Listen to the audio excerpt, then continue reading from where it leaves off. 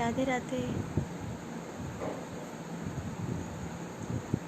শ্রী রাধে শ্রী রাধে শ্রী রাধে।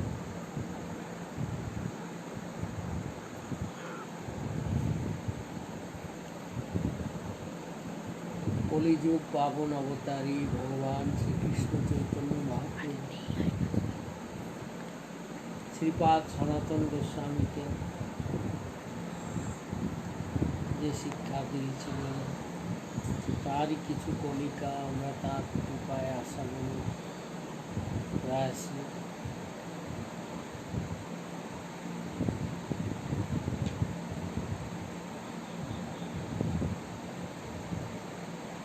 সনাতন গোস্বামী প্রশ্ন করেছিলেন, কে আমি কেন মরে যারে থাকতে ইহা নাহি জানি কইছে হিতে হয়।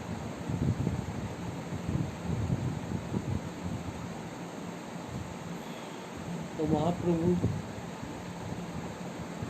উত্তরদান প্রসঙ্গে বললেন, বেদ শাস্ত্রে কহে সম্বন্ধ অভিধেয় প্রয়োজন কৃষ্ণ কৃষ্ণ ভক্তি প্রেম মহানাম।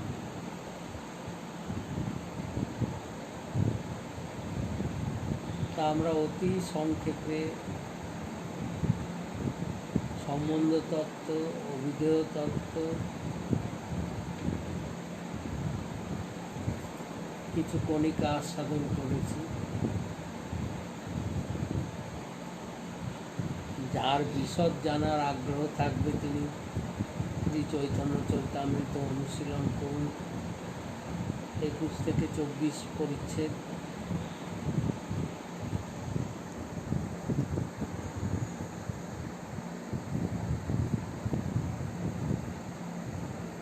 যেখানে সনাতন শিক্ষা বর্ণন আছে।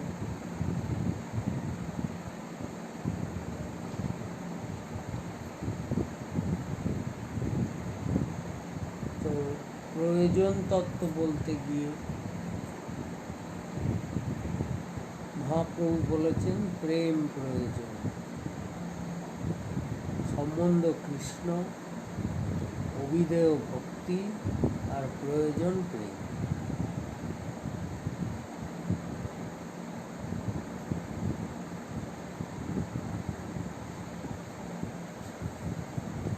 এখন এই প্রেম কি বস্তু, যেটা বলছেন সবচেয়ে প্রয়োজন। হ্যাঁ, এই প্রতিটি জীব 84 লক্ষ জনি ঘুরছে, তার এই ঘোরার আর নিবৃত্তি নেই। তো এই ঘোরা নিবৃত্ত হয়ে যাবে এবং তার যে শরীর ধারণের লক্ষ্য সেটাই হচ্ছে প্রয়োজন, যেটা সেটাই হচ্ছে প্রেম। এই প্রেম বস্তুটা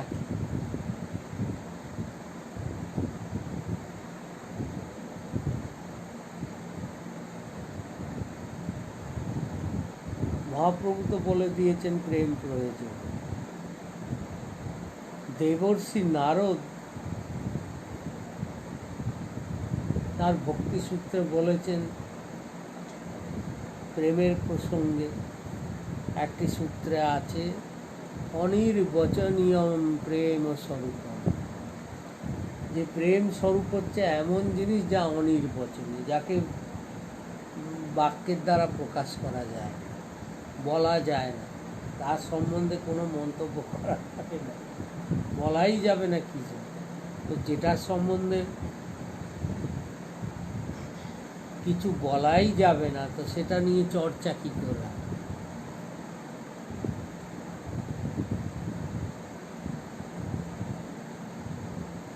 তো এখন তারও উপায় আছে।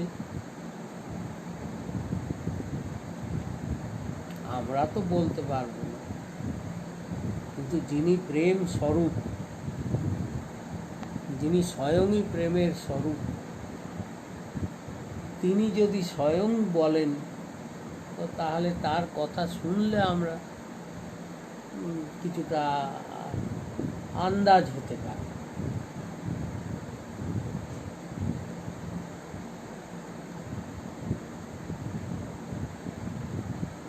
তো এখানে যে 3 তত্ত্বের কথা বলেছে,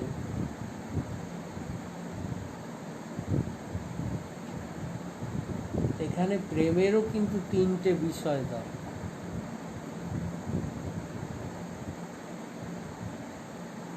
প্রেম করতে গেলে বা প্রেমের প্রকাশ হতে গেলে আরো দুটো বস্তুর দরকার আছে।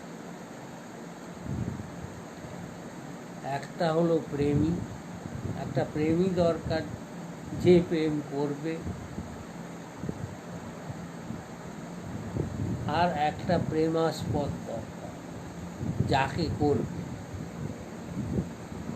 আর এই দুজনের মধ্যে যে সম্বন্ধটা হবে, দুজনের মধ্যে যে ভাবের বিনিময় হবে, সম্বন্ধের আদান প্রদান হবে, সেটাই হলো প্রেম। অর্থাৎ প্রেম মার্গে তিনটে জিনিসেরই প্রয়োজন আছে। প্রেম যে প্রয়োজন, শুধু প্রেম বললেই হলো না, সেখানে আরো দুটো জিনিসের দরকার আছে, একটা প্রেমী, একটা প্রেমাস্পদ। আরো একটা রহস্য আছে, মহাপ্রভুজি বলেছে, আমরা জগতে তো হরদমই দেখি, একটা একটা মা তার সন্তানকে প্রেম করছে, একটা নায়িকা নায়ককে প্রেম করছে, আমরা বলেই থাকি। তো এখানে হচ্ছে কি, মা হচ্ছে প্রেমী, প্রেমাস্পদ হচ্ছে পুত্র।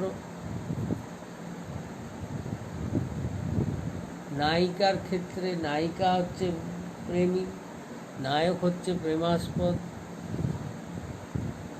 অর্থাৎ আমাদের প্রত্যেকের হৃদয়েই প্রেমের একটা অখণ্ড পিপাসা আছে। প্রতিটি জীবই হচ্ছে প্রেম, প্রতিটি জীবাত্মাই চাইছে প্রেম করতে। জীবাত্মার শাশ্বত লক্ষ্যই হচ্ছে, উদ্দেশ্যই হচ্ছে প্রেম। কিন্তু এখানে দুটো ব্যাপার আছে। প্রেমিকেও পূর্ণ হতে হবে, পূর্ণ গ্রহণ করার শক্তি তার থাকা চাই, এবং প্রেমাস্পদের মধ্যেও পূর্ণ গ্রহণ যোগ্যতা, প্রেমের মানে প্রেমীরও পূর্ণ সমর্পণের শক্তি থাকা চাই, আর প্রেমাস্পদেরও প্রেম পূর্ণ গ্রহণের শক্তি থাকা চাই। তবেই সেই প্রেমটা পরিপূর্ণ হবে, তা নইলে অপূর্ণ। তো এখন জগতের লোকের মধ্যে না একটা প্রেমী হবে পূর্ণ, না একটা প্রেমাস্পদ হবে পূর্ণ। আরে জগতে তো কত আছে, কত দৃষ্টান্ত আছে। কেউ হয়তো কাউকে প্রীতি করে, ভালোবাসে, সে খবরই জানে না, কারণ কেউ তো কারো ভেতরে ঢুকতে পারে, কার ভেতরে কতখানি প্রেমের ইচ্ছা আছে, কি পরিমাণ প্রেম আছে, মাপকাঠিটা কারো জানা নেই। জগতে তো বেশিরভাগ ক্ষেত্রে দেখা যায় লোকে প্রেমের নামে ছলনা করে, লোককে ভালোবাসার ছলনা করে ভুলিয়ে দেয়। এরকম তো হাজারো কেন কোটি কোটি প্রসঙ্গ জগতে প্রতিনিয়ত দেখা যায়। যে প্রেম করছি বলে ছলনা করে, দুজনেই জানে দুজনকে ছলনা করছে, লোকে প্রতারিত হয়। এবং যদি ছলনা নাও করে, তো না প্রেমী পূর্ণ, না প্রেমাস্পদ। প্রেমী যদি ভালোবাসেও কতদিন বাসবে, যতদূর সে থাকলো, তারপর তো সে একদিন তো নশ্বর, তাকে বিনাশপ্রাপ্ত হতে হবে। তো তখন তার প্রেমও আর টিকল না। আর প্রেমাস্পদই বা কতদিন গ্রহণ করতে পারে, মানুষের মতি স্থিরতা নেই। আজ যাকে ভালো লাগছে, কাল তাকে ভালো লাগছে। মন প্রতিনিয়ত পরিবর্তন হচ্ছে, মন চায় নিত্য নবায়মান বস্তু। তো জগতের কোনো প্রেমাস্পদ নিত্য নবায়মান। আজ যাকে দেখে ভালো লাগছে, তার সঙ্গে ঘর করতে গেলেই, দুদিন ঘর করলেই তখন ভালো লাগা বেরিয়ে যায়, তখন তার দোষটাই চোখে পড়বে, আর গুণের কথা আর মনে থাকবে। তো তাই বলা হচ্ছে কি না, জাগতিক প্রেম সম্পূর্ণ নয়, পরিপূর্ণ হতে পারে না। সুতরাং প্রেম কথাটাই এখানে ভুল, কারোর সঙ্গে কারোর প্রেম হতে পারে না। তাহলে না, এবার শাস্ত্র দৃষ্টিতে দেখতে গেলে যে প্রেম হচ্ছে এমন একটা বস্তু, বলে ভগবানেরই নিজস্ব শক্তি। তার নিজস্ব শক্তি তিন প্রকার। অন্তরঙ্গা শক্তির তিনটে ভাগ আছে। এমনি তো তার তিন প্রকার শক্তি, অন্তরঙ্গা, বহিরঙ্গা, তটস্থা। আবার অন্তরঙ্গা শক্তিরও তিনটে ভাগ, লাদিনী, সন্ধিনী, সম্বিত। তো তার মধ্যে লাদিনী শক্তি যা হচ্ছে আনন্দ স্বরূপ, যা ভগবানকে আনন্দ প্রদান করে, তো সেই লাদিনী শক্তিরই একটা বিশেষ বৃত্তি হচ্ছে প্রেম। তার সার তত্ত্ব হচ্ছে প্রেম। তো এই প্রেম দিব্য বস্তু, ভগবানের নিজস্ব বস্তু, অন্তরঙ্গা বস্তু। তিনি না দিলে, দিব্য বস্তু তিনি নিজে কৃপা করে না দিলে কোনো জীবের সাধ্য নেই যে নিজের চেষ্টায় সেই প্রেম প্রাপ্ত হয়।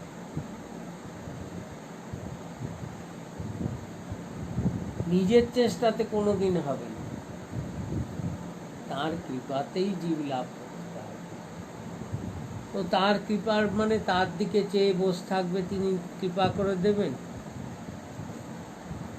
তার কাছে প্রার্থনা করবে, তিনি দেবেন? বলে হ্যাঁ, তিনি দেন ঠিকই, কিন্তু তার দেওয়ারও একটা বিশেষ প্রক্রিয়া আছে। তিনি নিজে প্রত্যক্ষভাবে ডাইরেক্ট দেন না, ইনডাইরেক্ট দেন, অপ্রত্যক্ষভাবে দেন। প্রত্যক্ষ দেন না, দেন কার মাধ্যমে? না, তার কোনো প্রেমীর মাধ্যমে। যে তার থেকে প্রেম প্রাপ্ত হয়েছে সেই রকম প্রেমীর মাধ্যমে, ভক্তের মাধ্যমে, গুরুর মাধ্যমে দিব্য প্রেম তিনি জীবকে প্রদান করেন। যে সেই প্রেম পেয়েছে, পেয়ে দিব্য হয়েছে। আমরা তো দিব্য নই, আমরা অপূর্ণ, আমরা আগেই কেউ প্রেমী হতে পারবো না। যদি কোনো প্রেমী আমাদের কৃপা করেন, তাহলে যোগ্যতা দেন, তখন আমরা প্রেমী হতে পারব এবং প্রেমাস্পদকে চিনিয়ে দেবেন, তখন তার সঙ্গে প্রেম হবে। তো গুরুর মাধ্যমে, কেননা ভগবান এখানে সব নিজে ইচ্ছে করলে সবই করতে পারেন। তিনি স্বতন্ত্র পরমেশ্বর, নিজে ইচ্ছে করলে, তিনি তো প্রেমের বিগ্রহ, তিনি নিজে ইচ্ছা করলে নিজেই জীবকে দিতে পারেন। কিন্তু তার একটা নিয়ম আছে, নিজের কিছু করেন না। হ্যাঁ, শ্রীমদ্ ভাগবতী সিদ্ধান্ত বলছে, তিনি নিজেই বলছেন, অহং ভক্ত পরাধীন অস্বতন্ত্রৈব দ্বিজ। দুর্বাসাকে বলেছেন অম্বরীশ প্রসঙ্গে যে দেখো, লোকে আমাকে স্বাধীন মনে করে, স্বতন্ত্র মনে করে, কিন্তু আমি স্বাধীন নই। অহং ভক্ত পরাধীন, আমি ভক্তাধীন, ভক্তের অধীন। ভক্ত যদি কৃপা করে, যেভাবে আমাকে চালায়, আমি সেইভাবে চলি। তাই ভগবানও এই প্রেমদান রূপী দিব্য কার্যটি নিজের হাতে রাখেননি, নিজে স্বয়ং তিনি দেন না, তিনি ভক্তের মাধ্যমে। এখন ভক্ত বললে জগতে বহু রকম আছে। হ্যাঁ, সাধু পুরুষও জগতে বহু রকম সাধু সন্ত আছে, সাধু সন্তের মাধ্যমে দেন। তো কোন সাধু দিতে পারবে? দেখো, সাধু সন্তের মধ্যে তিন রকম আছে, এক জ্ঞানী, এক যোগী, আর এক হলো প্রেমী ভক্ত, রসিক ভক্ত। এখন আমরা যদি কোনো জ্ঞানীর শরণাগত হই, কোনো জ্ঞানী ভক্তের শরণাগত হই, ভগবানের উপাসক, তো তাহলে তিনি আমাদের বড়জোর মুক্তি অবধি দিতে পারবেন, কিন্তু এই দিব্য প্রেম তিনি দিতে পারবেন। আমরা যদি কোনো যোগী শরণাগত হই,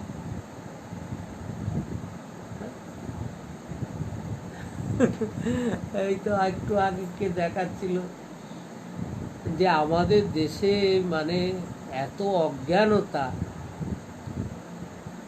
যে যারা যোগ সিদ্ধি লাভ করেছেন তাদেরকে লোকে শিবের অবতার, বিষ্ণুর অবতার বানিয়ে তাদের ছবি ছাড়ছে।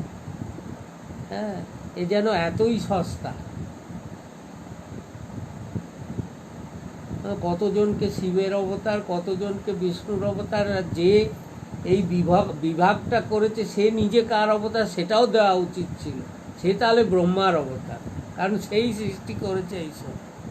হ্যাঁ, অবান্তর কথা, যা শাস্ত্র বহির্ভূত, পরমার্থ পথের বহির্ভূত, এইসব অবান্তর অবাস্তব মিথ্যা প্রচার করে মহাপুরুষদেরও অবমাননা করছে। যারা এইসব করছে মানে মহাপুরুষকেও অসম্মান করা হচ্ছে। যে যা নয় তাকে যদি তাই বলা হয় তো তাহলে তারও অসম্মান করা। তো তাহলে আমরা যোগী পুরুষের কাছে যদি যাই, যোগী পুরুষের শরণাগত হয়, তিনি আমাদের শক্তি দিতে পারেন, আমরা দিব্য শক্তি পাব, অনিমা লঘিমা এসব সিদ্ধি আমাদের আসবে, কিন্তু ভগবানের দিব্য প্রেম আমরা লাভ করতে। তাহলে এই প্রেম লাভ করতে গেলে আমাদেরকে প্রেম পাওয়ার পন্থা কি? আমাদের যেতে হবে সেই প্রেমীর কাছে। হ্যাঁ, যে প্রেম লাভ করলে, হ্যাঁ, सूरदासजी তার পদে বলেছেন, সবসে ऊंची প্রেম सगाई, दुर्योधन की मेवा त्यागे, শাগ বিদুর ঘর খায়। হ্যাঁ, দুর্যোধন কত তার জন্য রান্না করে রেখেছিল, সেখানে না খেয়ে বিদুরানী কলা ফেলে দিয়ে কলার খোসা খাওয়াচ্ছে, ভগবান খুব আদর করে খাচ্ছেন। কেননা তিনি যে প্রেমের অধীন। শবরীর কাছে গিয়ে, শবরী একটা ভিলনি, নিজ জাতি ভিলনি, সেই আদিবাসী মেয়ে ছেলে, সে তাকে ভক্তরা কত শুদ্ধাচারে যাকে ভোগ রন্ধন করে সমর্পণ করে, আর সেই শবরী কুল এটুকু খেয়ে দেখছে মিষ্টি লাগছে, তবে রামকে খাচ্ছে। হ্যাঁ, এটো কুল ভগবান আনন্দে খাচ্ছে। হ্যাঁ, প্রেম কি বস অর্জুন রথ হাঁকো, ভুল গয়ো ঠাকুরাই। প্রেমের বসে অর্জুনের রথে সারথীর কাজ করছে। সারথী মানে কি? ড্রাইভারের কাজ করছে।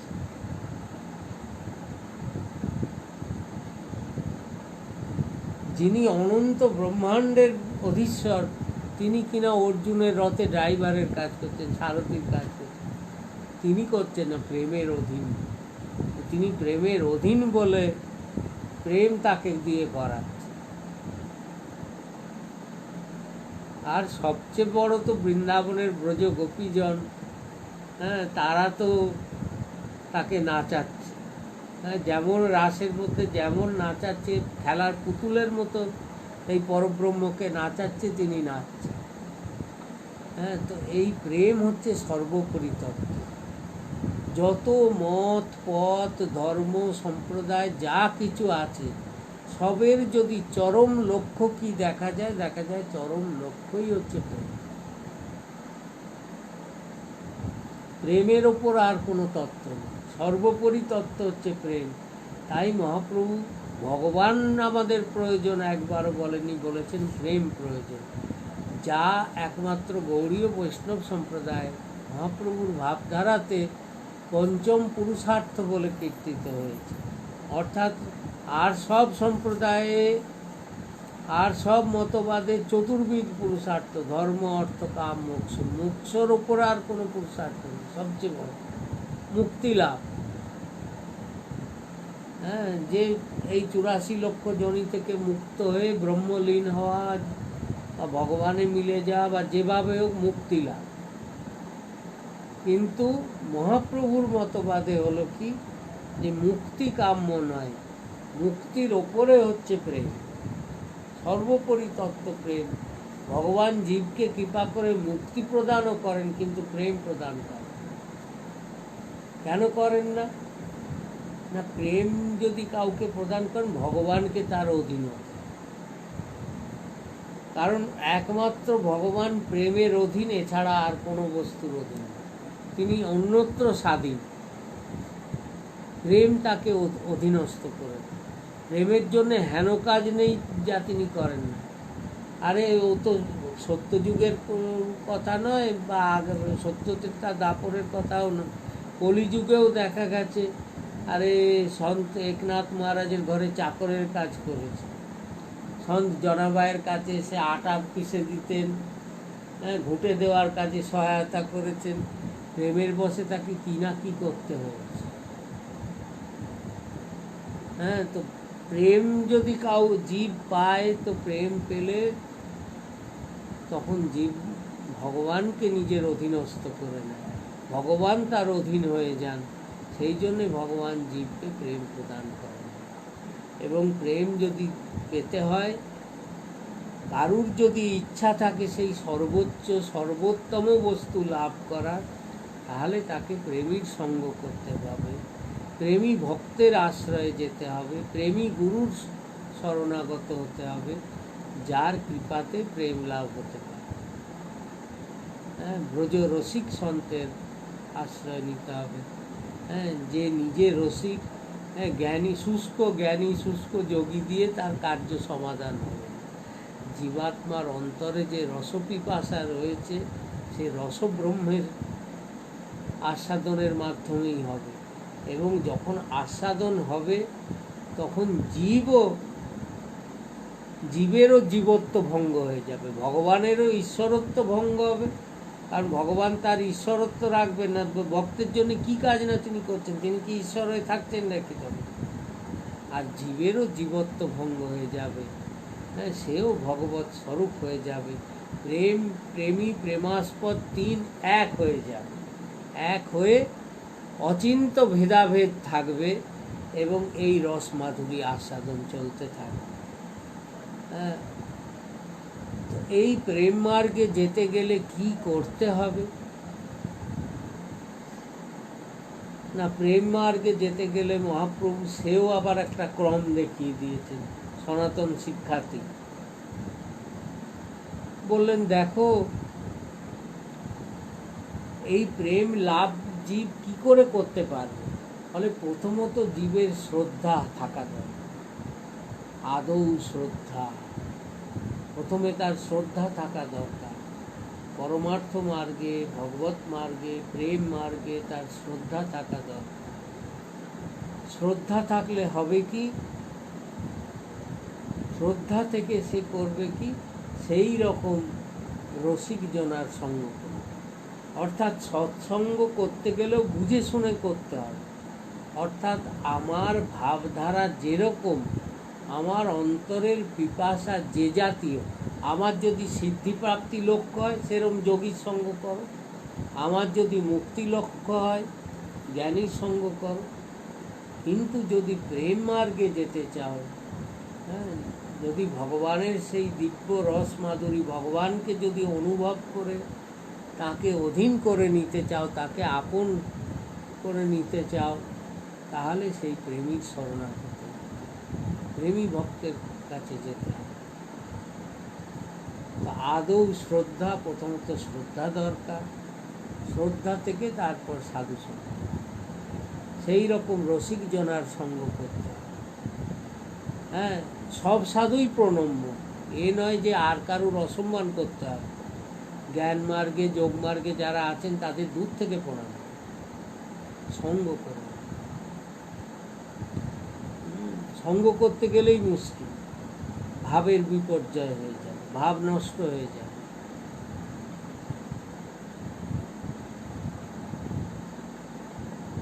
যে এই প্রসঙ্গে একটা বাস্তব উদাহরণও আছে।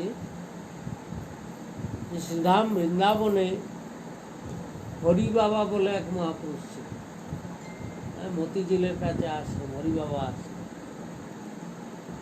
তো হরি বাবা ছিলেন প্রেমী ভক্ত।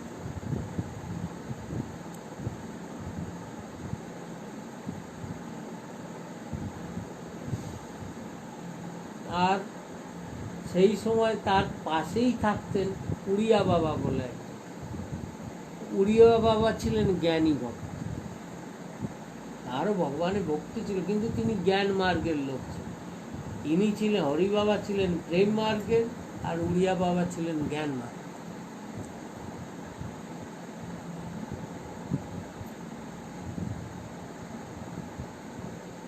তো হরি বাবা রোজ যেতেন, উড়িয়া বাবাকে যেহেতু শ্রদ্ধা করতেন, রোজ তার পাঠ শুনতে যেতেন। উড়িয়া বাবা রোজ তার প্রবচন দিতেন, সেই প্রবচন শুনতে যেতেন হরি বাবা। বেশ কিছুকাল যাবার পর হরি বাবা দেখছেন তার মধ্যে সেই আর প্রেম বোধ ভাব নেই, একটা শুষ্কতা আসছে। তিনি ভাবলেন এ কী হলো, আমার এইসব বৃন্দাবনের প্রতি যে প্রেম, যে রসোপাসনা, আমার উপাস্য রাধা মদন গোপাল, আর আমার এইরকম মধ্যে প্রাণের মধ্যে একটা অস্থিরতা আসছে, শুষ্কতা আসছে, কেন এরম হচ্ছে? তো তখন একদিন স্বপ্নে দেখছেন, বলছেন তোমার সঙ্গ ঠিক হচ্ছে, ভুল সঙ্গ করছো, তার ফলে তোমার এইরকম হচ্ছে। তখন উনি গিয়ে আবার উড়িয়া বাবাকেই বললেন। উড়িয়া বাবা বললেন, দেখুন আপনি আমার প্রবচন শুনবেন না, আমার ভাবনা আলাদা, আপনার ভাবনা আলাদা। আপনার ভাবধারার কথা যেখানে আছে সেইখানে আপনি যান, তাহলে আপনার ভজনে সহায়তা হবে। তারপর উড়িয়া বাবা সৎসঙ্গ ত্যাগ করে তিনি সেই রকম রসিক ভক্তের সঙ্গ করতে লাগলেন, আবার হরি বাবা সেই ভাব ফিরে। তো সেই জন্যে শ্রীধাম বৃন্দাবনের থেকেও এই অবস্থা হয়েছে। তো সেই জন্যে সাধু সাবধান হতে হবে। অনেকেই আছেন আমাদের মধ্যে যে ডালে ঝোলে অম্বলে সর্বত্র আছে। হ্যাঁ, রাধাকৃষ্ণেরও শরণাগতি দেখাচ্ছি, কোনো বৈষ্ণব গুরুরও আশ্রিত এই ভাব দেখাচ্ছি, আবার সবেতেই আছে। যেখানে জ্ঞান মার্গ, যেখানে যোগ মার্গ, সব জায়গাতেই আছে। এ হলে হবে।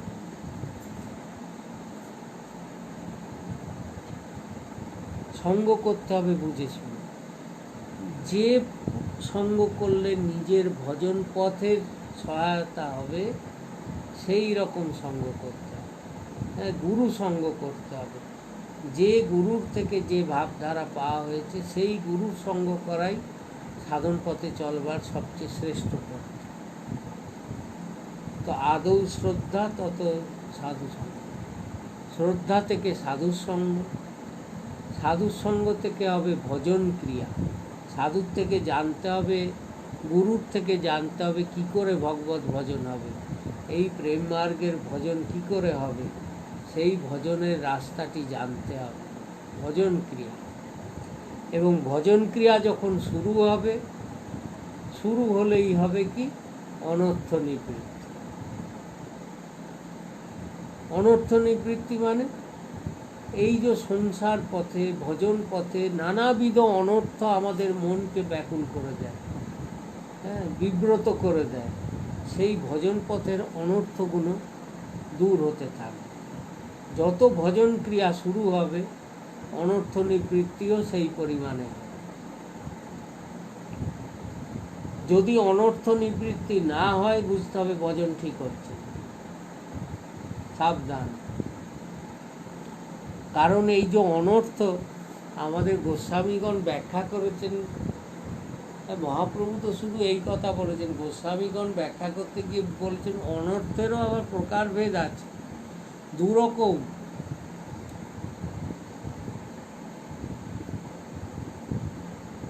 পাপজনিত অনর্থ,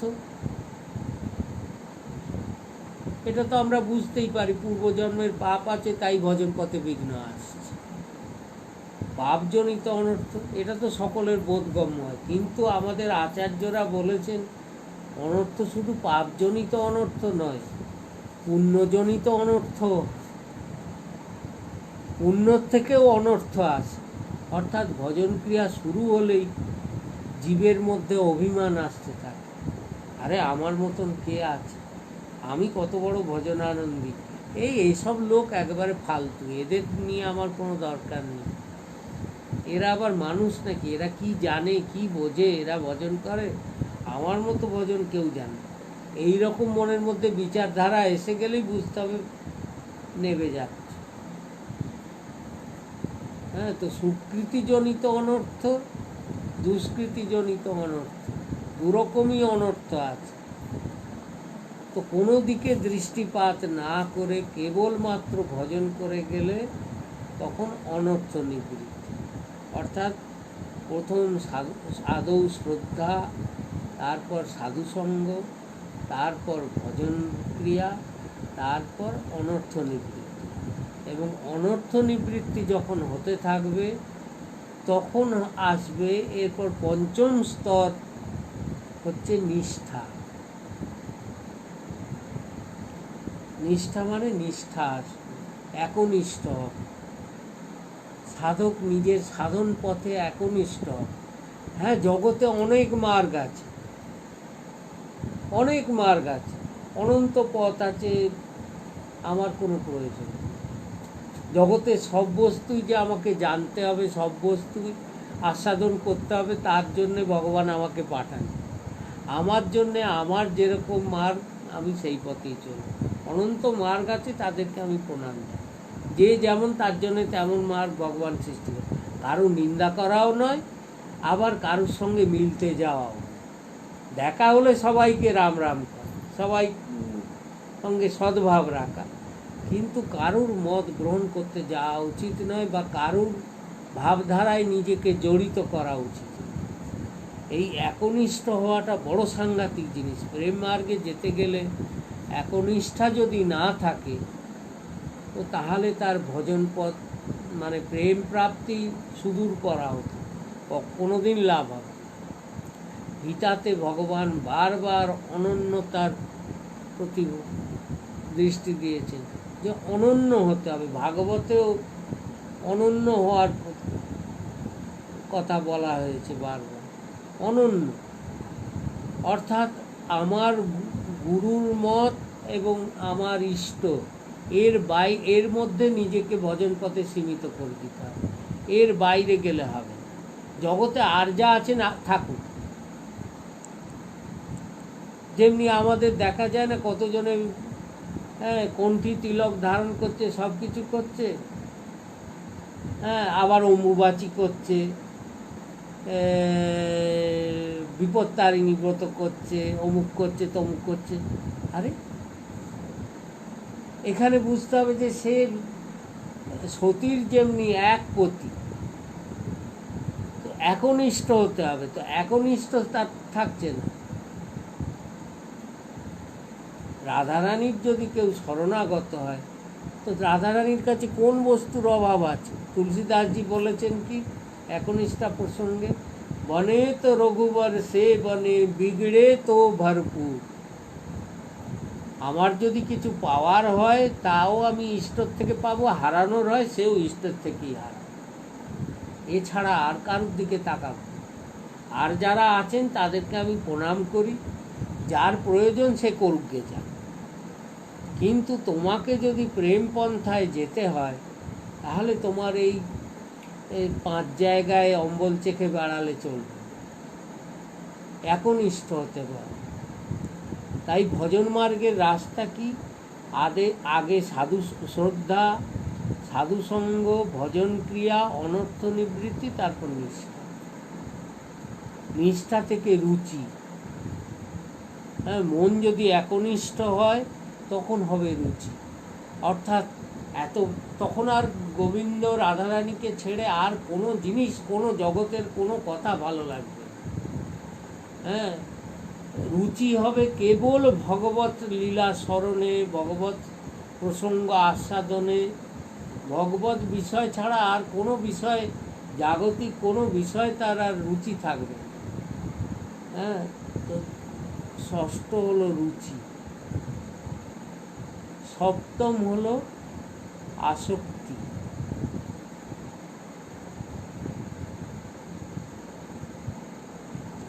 রুচি থেকে প্রবল আসক্তি, অর্থাৎ জগতে যেমনি লোকে যে হ্যাঁ কেউ কারোর প্রতি টান হলে তার প্রতি কি আসক্তি হয়, হ্যাঁ, তাকে ছাড়া জগৎ অন্ধকার মনে হয়।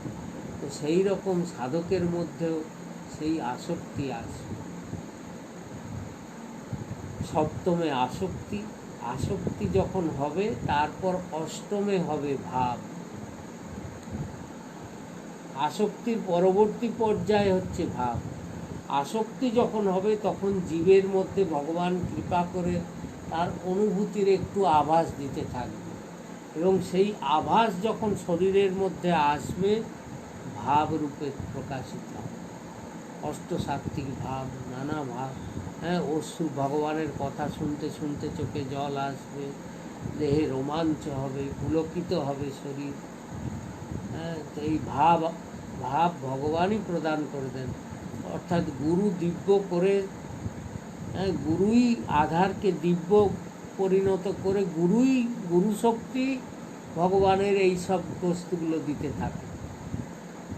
তো অষ্টমে হচ্ছে ভাব, আর ভাব যত প্রগাঢ় হতে থাকবে ভাব থেকে আসবে প্রেম, তখন আসবে প্রকৃত প্রেম, দিব্য প্রেম। এ প্রেম কোনো জাগতিক প্রেম নয়, জাগতিক আসক্তিকে আমরা প্রেম বলি, তো এ কোনো জাগতিক আসক্তি নয়। ভগবানের প্রতি পরিপূর্ণ আত্মসমর্পণ কিভাবে হবে এবং সেই আত্মসমর্পণের ফলে কী করে তাকে পরিপূর্ণভাবে আস্বাদন করা যাবে, তিনিও পরিপূর্ণরূপে জীবকে গ্রহণ করবেন, জীবও পরিপূর্ণরূপে তাকে সমর্পণ করবে, তখন সে প্রেমের আভাস পাবে। সেটাও কিন্তু প্রেম মানে কি, প্রেমের আভাস। এর পরেও প্রেমের আরও অনেক পর্যায়ে আছে, আমরা এসব আলোচনার অধিকারী নই, আমরা বলারও অধিকারী নই, শোনারও অধিকারী নই, কিন্তু মহাপ্রভু সনাতন গোস্বামীকে বলেছেন, তাই তার আনুগত্যে, তার কৃপায় আমরা সংক্ষেপে দু একটি সেই কী অবস্থা জীবের হতে পারে, অর্থাৎ এই শরীরের দ্বারা, এই শরীরের দ্বারা আমরা যেমনি একেবারে খারাপ গতিও লাভ করতে পারি, আবার কতখানি দিব্য চেতনায় আমরা পৌঁছে যেতে পারি। তুলসীদাসজিকে একবার জিজ্ঞাসা করা হয়েছিল যে আপনি যে বলেছেন বহু ভাগ মানুষ তন পাবা, সুর দুর্লভ সব গ্রন্থ নিগাবা, তো অনেক ভাগ্যের ফলে এই মনুষ্য দেহ পাওয়া গেছে, যার এই মানুষের দেহটা দেবতাদেরও দুর্লভ। তা এই দেহটার উদ্দেশ্য কি, এই মনুষ্য দেহ লাভের উদ্দেশ্য কি?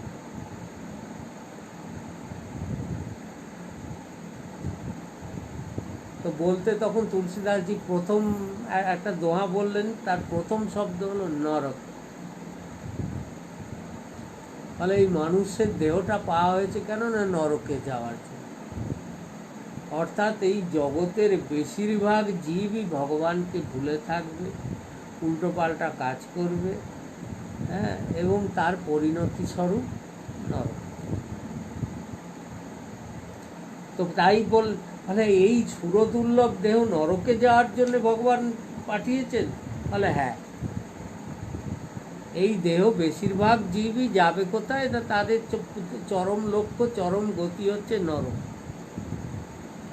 তো প্রথম বললেন নরক, তারপর বললেন কি, যারা তার চেয়ে একটু ভালো লোক হবে, একটু চিন্তাশীল হবে, তারা পুণ্য কাজ করবে, জগতে এসে ভালো ভালো কাজ করবে, পুণ্য কাজ করবে। হলে জগতের লোক, সাধারণ লোক পাপ কাজ করবে, যা করবে সবই মায়ার অধীনে পাপ কাজ করবে, করে নরকে। আর যারা একটু পুণ্য করবে, পুণ্যের ফলে তারা স্বর্গে। তাই বললেন নরক স্বর্গ, আগে বললেন নরক, পাপের ফলে নরকে যাবে, আর কিছু লোক তারা পুণ্য কাজ করবে, তারা যাবে স্বর্গে। বলে আচ্ছা, কিন্তু স্বর্গ তো নশ্বর, ওই পুণ্য যতদিন আছে ততদিন স্বর্গ ভোগ হবে, স্বর্গে গিয়ে খুব সুখ পাবে, ভালো মন্দ খেতে পারবে, পড়তে পারবে, সাজবে গুজবে, যা ইচ্ছে তাই পাবে, কিন্তু যেই পুণ্যটি শেষ হবে আবার কুকুর বেড়াল হবে। তো তখন বললে যে না, আরও কিছু বুদ্ধিমান লোক হবে, তারা না পাপ কাজ করবে না পুণ্য কাজ করবে, তারা পাপও করবে না পুণ্যও করবে না। তো তারা কি করবে, তাদের কি গতি হবে না নরক স্বর্গ অপবর্গ নিষেধ, তারা মুক্তি পথে পৌঁছাবে, তারা জীবন মুক্ত হয়ে যাবে। তারা নরক পাপও করবে না, তাই নরকে যাবে না, পুণ্য করবে না, স্বর্গে যাবে না, তারা জ্ঞান মার্গে যাবে, তাদের প্রকৃত জ্ঞান লাভ করবে। পৃথিবীতে সেই মনুষ্য শরীরেই তারা জ্ঞান লাভ করবে, করে তারা মুক্ত হয়ে যাবে। নরক স্বর্গ অপবর্গ নিষেধ। আর তার উপর যারা হবে,